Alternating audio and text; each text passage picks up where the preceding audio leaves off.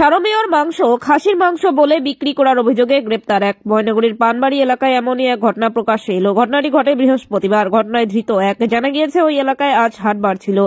সেখানে এক ব্যক্তি সারমেয় কেটে তার ছাল পাশে রেখে খাসির মাংস বলে বিক্রি করতে শুরু করে। একটু সময়ের মধ্যে বাজারের বেশ কয়েকজনের বিষয়টি সন্দেহজনক লাগে জানানো হয় এলাকার ব্যবসায়ী সমিতিকে। তারপরই প্রশাসনের নজরে আসে। গ্রেপ্তার করা হয় অভিযুক্ত দীপ রায়কে। অভিযুক্তের বাড়ি রামশাইয়ের হাতিপোতা এলাকায়। এই বিষয়ে ব্যবসায়ী সমিতির সম্পাদক কিরেন্দ্রনাথ রায় বলেন, অমানবিক ঘটনা ঘটিয়েছে অভিযুক্ত। পানবাড়ি বাজারের একটি সুনাম রয়েছে। অভিযুক্তের কঠোর শাস্তি হোক, তার দাবি রাখছি আমরা।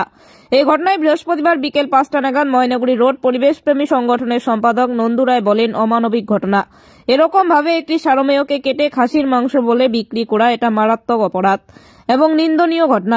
এটার আমরা প্রতিবাদ করছি। অভিযুক্ত দৃষ্টান্তমূলক শাস্তি হোক। এই বিষয়ে আমরা যা শুনেছি সেই ঘটনা অবাক করার মতো ঘটনা। এ ব্যাপারে আমরা বিষয়টি তদন্ত করে দেখব। এ বিষয়ে ময়নাগুড়ি থানার আইসি সুবল ঘোষ জানান, যে ব্যক্তি এই ধরনের ঘটনা ঘটিয়েছে তিনি মানসিক সুস্থ নন। আচ্ছা, আজকে যে পানবাড়ি বাজারে একটা মাংস নিয়ে যে একটা উঠলো, এই ব্যাপারে কি বলবেন আপনি? আজকে যে বাজারে যে ঘটনাটা ঘটলো, এটা যে ব্যক্তিরা করছে ভারসাম্যহীন।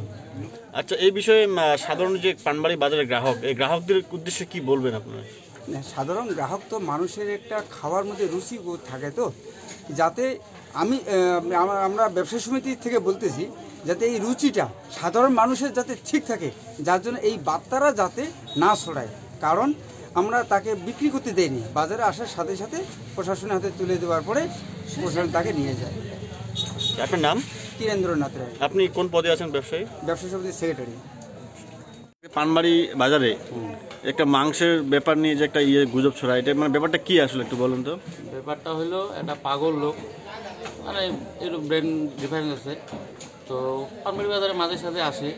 তো আজকে হঠাৎ করে ব্যাগে করে মাংস নিয়ে আসে, ঠিক আছে। তো মাংস নিয়ে ওই সাইডে, আমার ওইদিকে সাইডে বের করে দোকানের মতো লাগাই দিল আর কি। তারপর তো আমরা তো পানবাড়ি বাজারে তো ওইরকম মাংস চলে না, বাইরের থেকে আইনে কাটতে দেই না, আমরা তো এখানেই কাটি।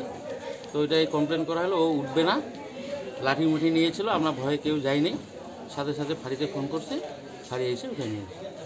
ফাঁড়ি এসে দেখলো যে ওটা ইসের মাংস? হ্যাঁ। আচ্ছা, আপনার নাম? কৃষ্ণ অধিকারী। আপনি কি কিসের ব্যবসা করেন? মাংসের দোকান। আজকে পানবাড়ি বাজারে একটি ঘটনা আমি শুনেছি। তো সেখানে এক ব্যক্তি নাকি তার নিজের পোষ্য কুকুরকে মেরে মাংস বিক্রি করতে আসে খোলা বাজারে, পানবাড়ি বাজারে।